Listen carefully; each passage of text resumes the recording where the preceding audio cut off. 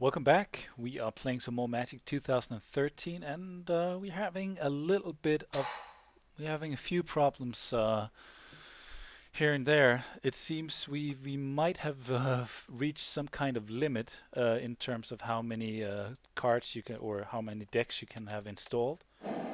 Vault of the Archangel, Will o' the Wisp. I want more lands. There you go. Thoughtseize, that's a great turn 1 card. Arcane spells you cast cost 1 less to cast. Ooh, this is a spirit deck. Nice. Oh, it has all the right components as well. This is a spirit? Awesome. Alright, let's do that. Pretty nice. I like Thoughtseize. It's a pro player favorite. Wow. Wow. Okay. Um, um, I'm thinking Damnation. Goodbye, Damnation. Don't want him to board wipe.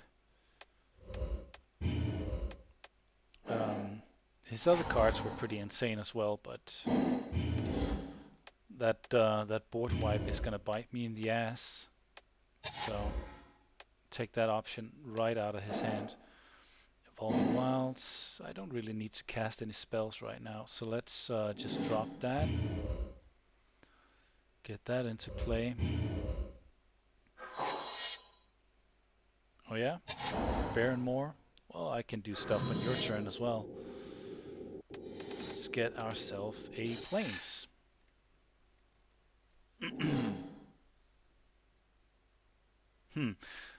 Pretty interesting. I just watched a video of the new, what's it called?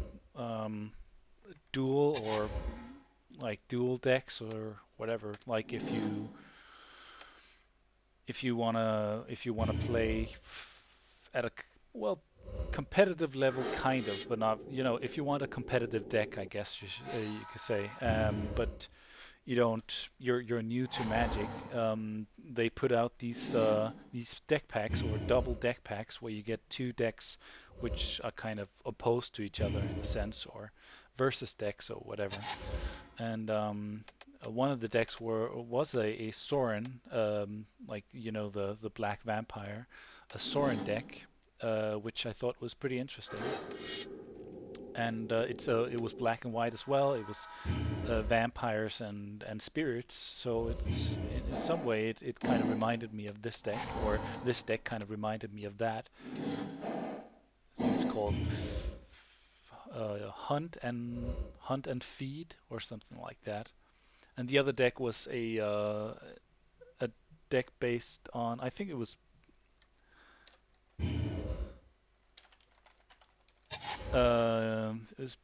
it was black red, and I think it was based on, what's it called? Um, hmm. Here's the question: should I? Shouldn't I? Maybe I should get this guy down because he's a pain to get rid of. Um, it was. What am I trying to say here? Yeah, I guess it's based off Tibalt, the Planeswalker, a red Planeswalker. That's a 2 cost, really cheap one. It's pretty good, not the best, but it's pretty good.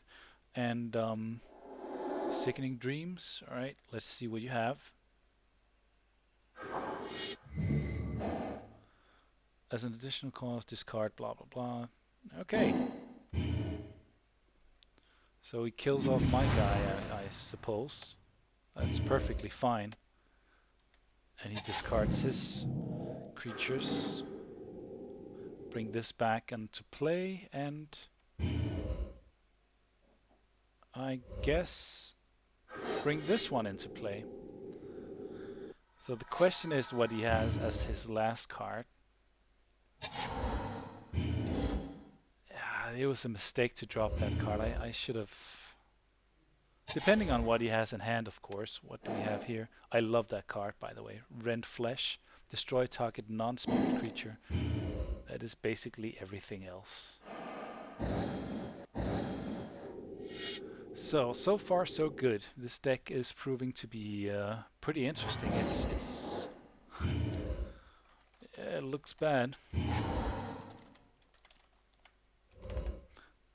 It's proving to be everything I wanted the Grim Procession deck to be. Ooh, ooh. Cook Show the Evening Star is such a good card. Yeah, that's such a good card. And that's the thing about spirit decks. You can... Oh, let's see. Destroy target can't be regent. Okay. That's perfectly fine. It'll come back to me in a very short time. Very, very shortly. And that's the cool thing about spirits, like I was trying to say, like this condition, for example, makes it very, makes it a nasty option for him to try to bring it back or try to kill it.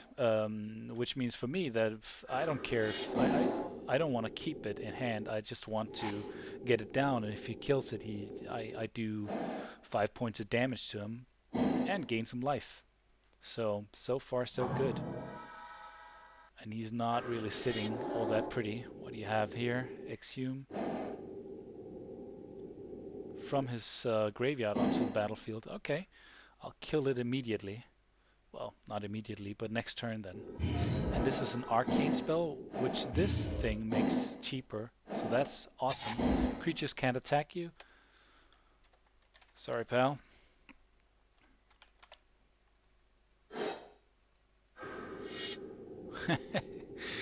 Oh yeah.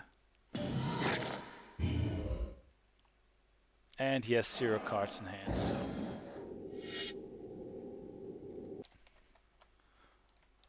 absolutely. Oh. Alright, so thanks for watching. I'm multeyemeteor, and this was Team Spirit.